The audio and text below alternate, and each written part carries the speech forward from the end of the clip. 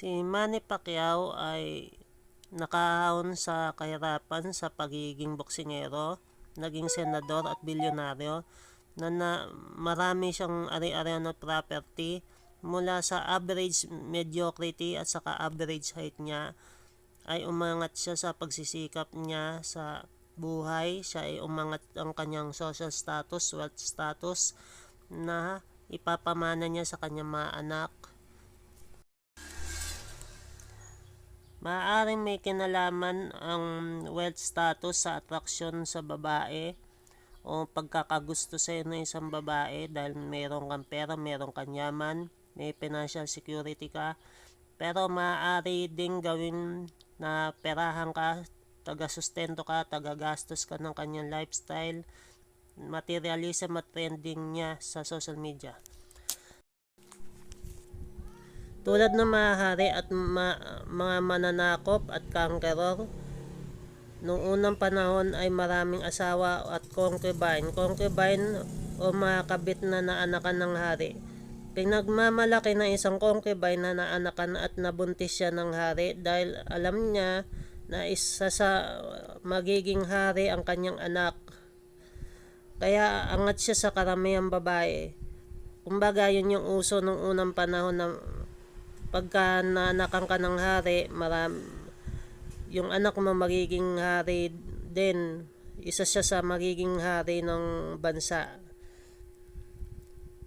Tulad ng sa China, marami ding concubine ang emperor para sa seguridad ng kaharian niya sa kanyang susunod na may papasa niya ang trono ng kanyang kaharian. Tulad ng si Haring Xerxes, marami din siya naging asawa. Marami din siyang naging concubine. Isa siyang hari ng Persia. Tulad ni Alexander the Great, marami din siyang maasawa. Isa rin siyang conqueror.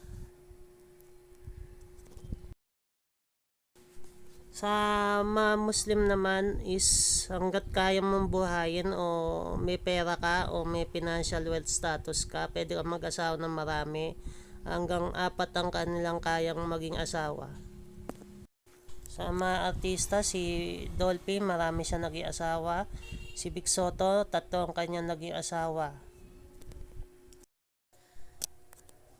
Kaya karamihan ng mga babae ay attracted at nagkakagusto sa mayaman, tulad ng sa nobelang Crazy Rich Asian. Mga patol sila sa politician, sikat apam na sugar daddy at foreigner na sugar daddy. Dahil meron silang hypergamy o pumapatol sila sa kung saan mas sigit silang makikinabang. At meron din silang toyo. Real talk. Foreigner. Looks or attitude? Attitude. Pogi, mayaman. Mayaman.